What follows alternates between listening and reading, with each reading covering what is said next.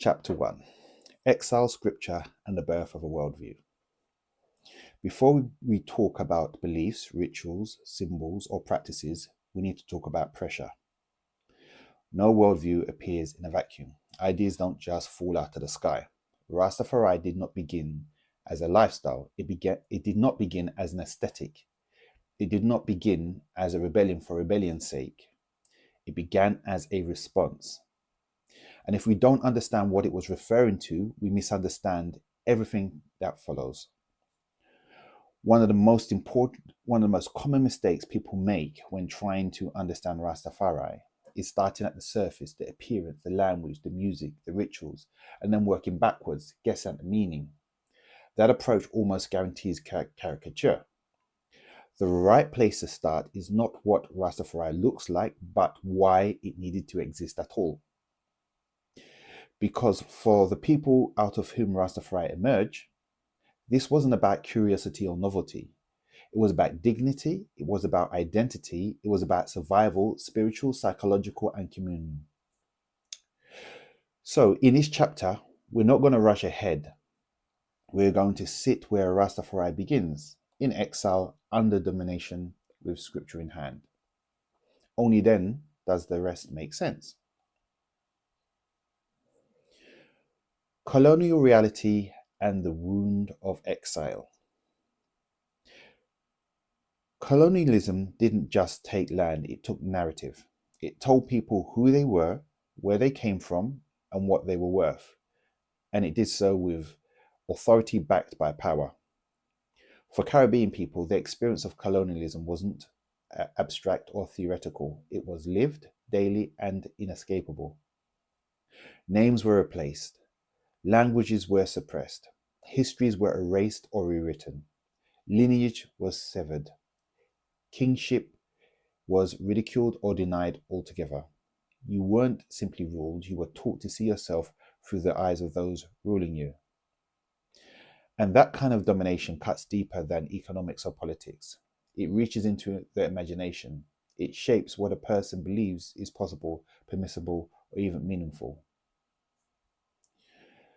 Even Christianity, which should have been a source of hope, often arrived mediated through colonial power, stripped of its prophetic edge and wrapped in obedience to empire.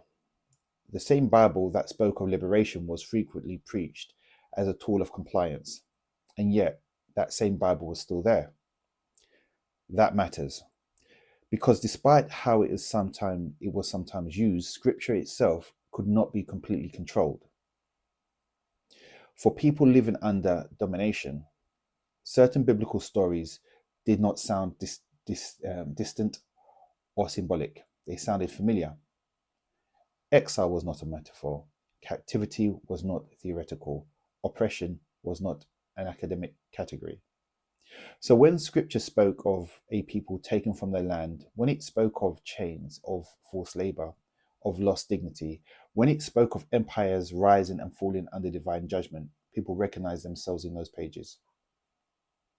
Colonial power tried to tell a story that history began in Europe, that civilization flowed in one direction, that blackness was absence rather than inheritance. But scripture told a different story, one where God repeatedly sides with the oppressed, judges unjust systems, and refuses to identify righteousness with power. Once a people begin to suspect that the dominant story is false, once they begin to see cracks in the narrative they've been given, they start asking dangerous questions. Who are we really? Where do we come from? What does God actually say about people like us? And why does our lived experience look so different from what Scripture seems to promise? Rastafari does not begin with answers to these questions. It begins with a refusal to stop asking them. The Bible in captivity. At the point where people are stripped of land, lineage, and power, something interesting happens. Texts that once felt distant stop feeling abstract. For people living under domination, The Bible does not sound like a philosophy book. It sounds like a record, a witness, sometimes even an accusation. And certain parts of Scripture begin to glow with particular intensity. Let's start with the Exodus. And the Lord said, I have surely seen the affliction of my people which are in Egypt, and have heard their cry by reason of their taskmasters, for I know their sorrows. Exodus chapter 3, verse 7.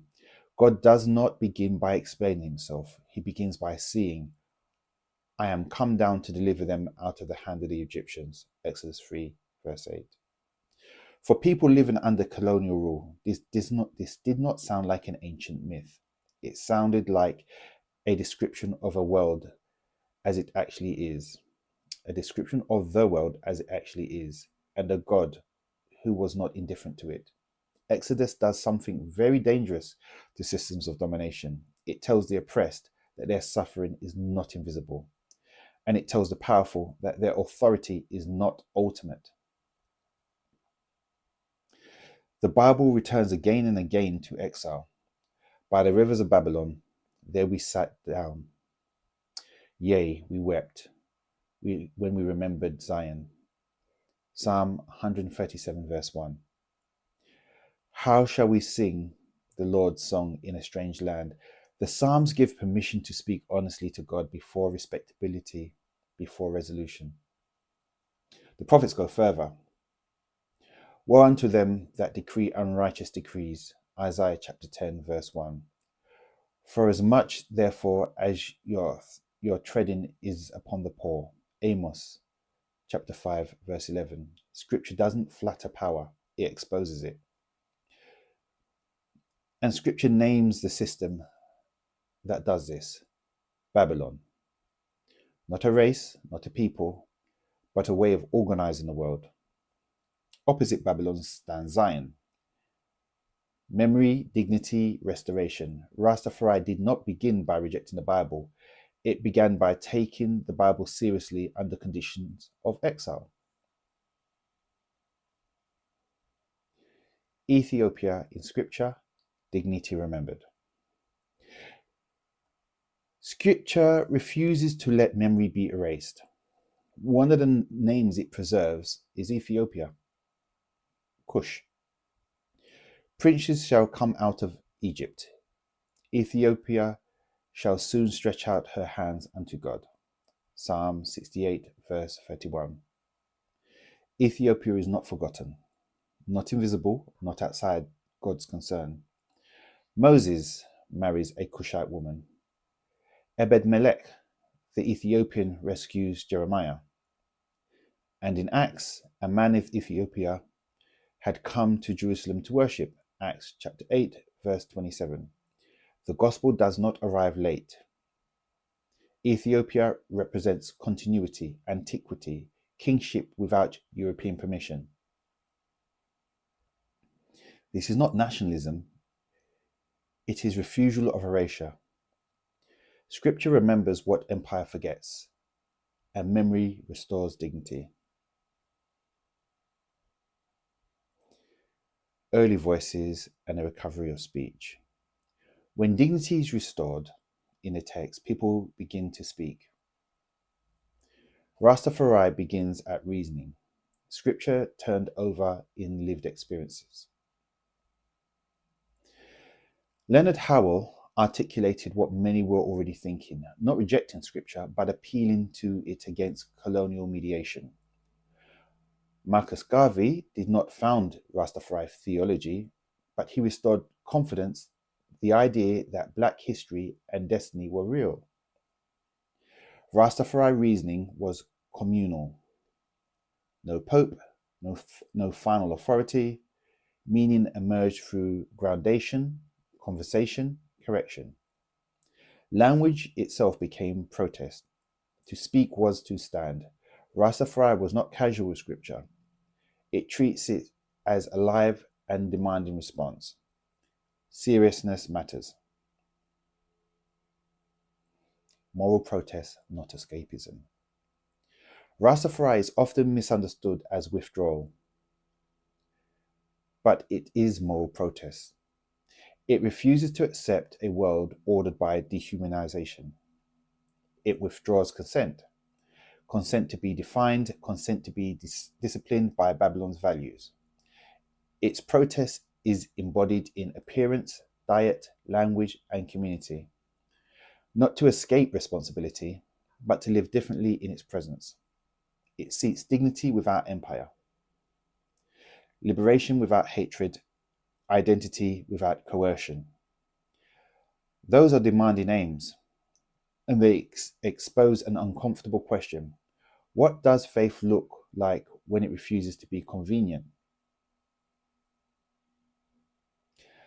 Not one voice. What we have traced here is beginning. Rastafari was never one voice. It reasoned differently in different places, with different emphases. Some leaned towards kingship, some towards holiness, some towards scripture reading, some towards ritual. Flattening this diversity makes critique easy and understanding impossible. So before we speak about ritual, discipline, and daily life, we need to recognize this clearly. Rastafari is not one thing. And unless we understand that, we keep talking past one another. And that's where we turn next.